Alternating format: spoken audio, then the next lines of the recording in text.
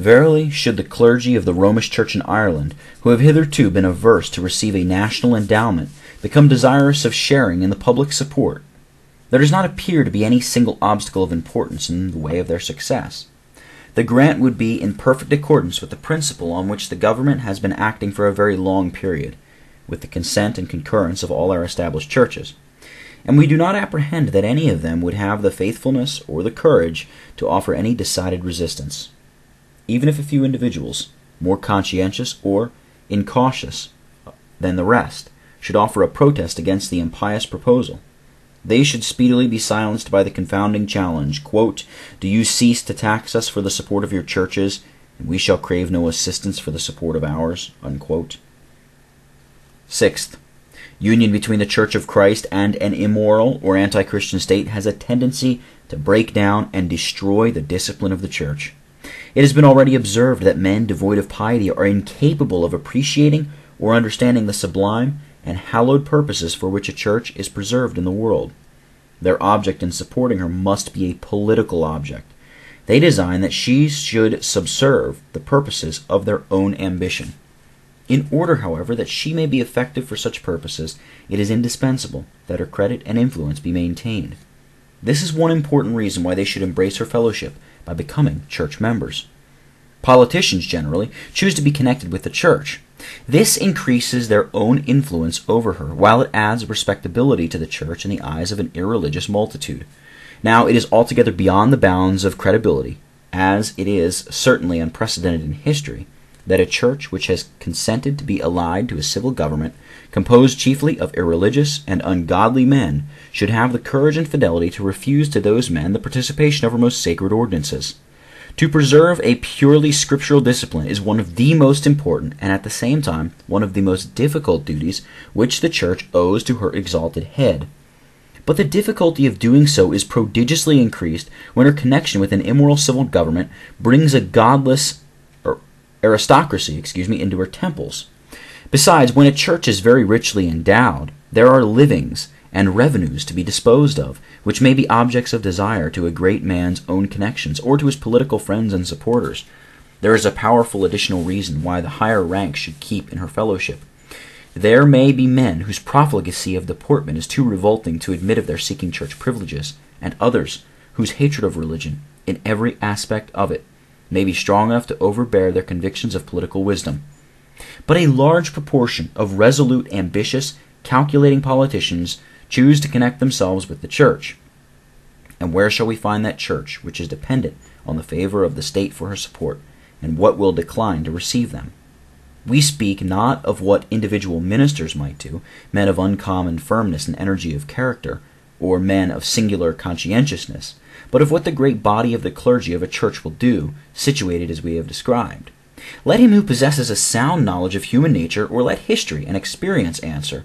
Both will testify that a church so placed will receive into her fellowship the noble and the honorable and the opulent, without any regard to religious character, and with extremely little regard to moral character, unless their wickedness be so flagitious and notorious that common decency would revolt at their admission.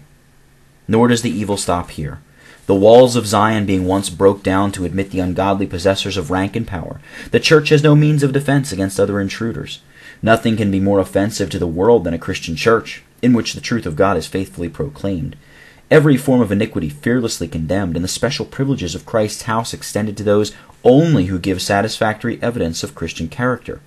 But on the other hand, nothing can be more acceptable than a political church, reared up and supported by the fostering care of civil rulers, themselves destitute of the fear of God, where men may acquire the reputation of religion while they loathe the reality, where they may enjoy no inconsiderable share of the luxury and display of the theater at a mere fraction of the cost of it, where deluded mortals may persuade themselves that they are making their peace with God while they continue habitually and zealously in the service of the devil, the world, and the flesh. The true church is the chaste and faithful spouse of Jesus Christ.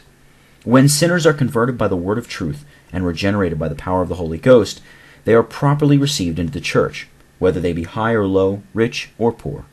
They are the holy spiritual seed of the Redeemer, a people formed for himself, that they may show forth his praise.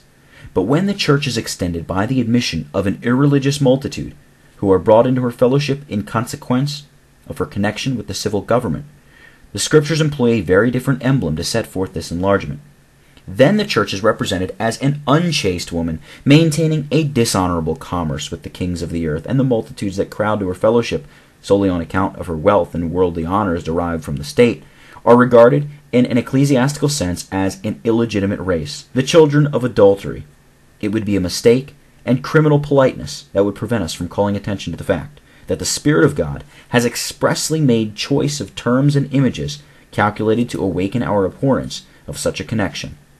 The apostate church is broadly represented as an abandoned harlot, holding in her hand, a golden cup full of abomination and filthiness of her fornication.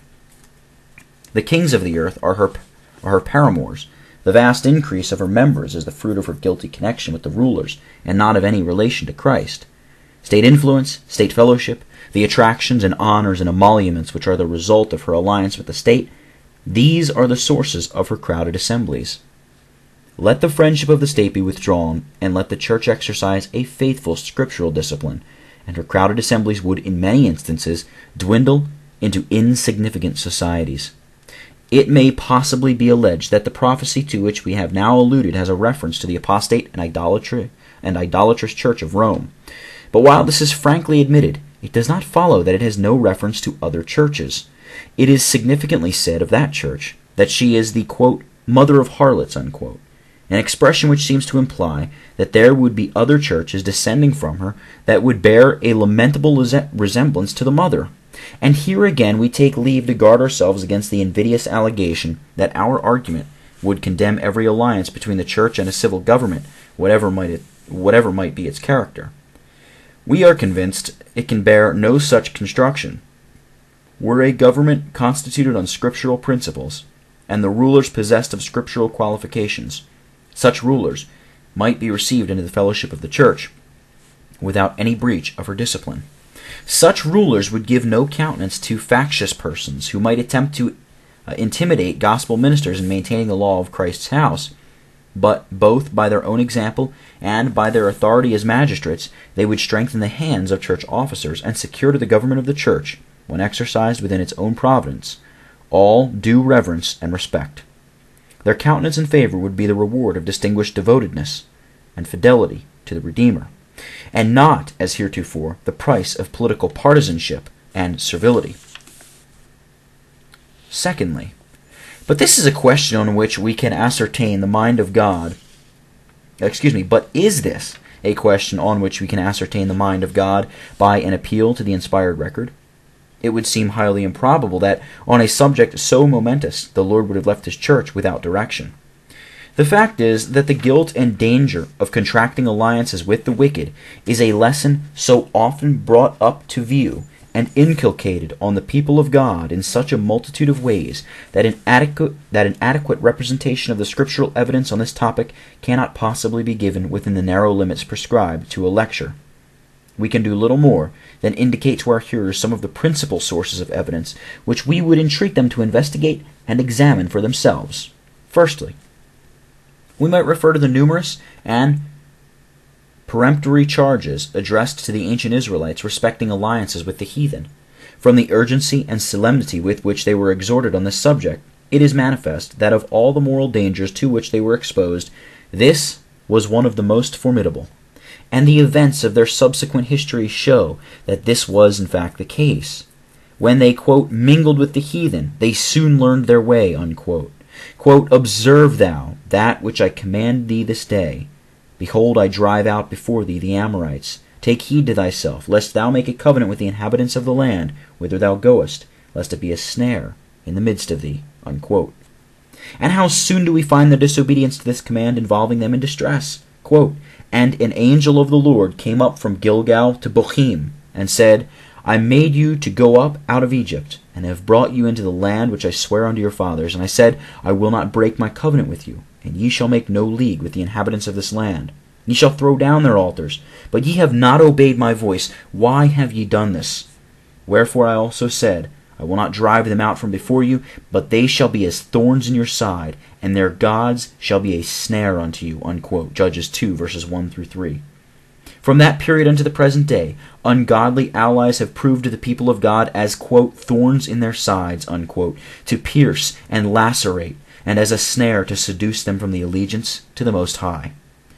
Of similar import are a multitude of passages in which the Israelites were reproved for having sought assistance from heathen allies when they were brought into straits.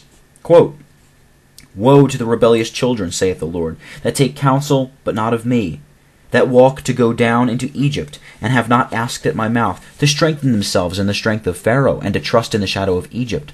Therefore shall the strength of Pharaoh be your shame, and the trust in the shadow of Egypt your confusion.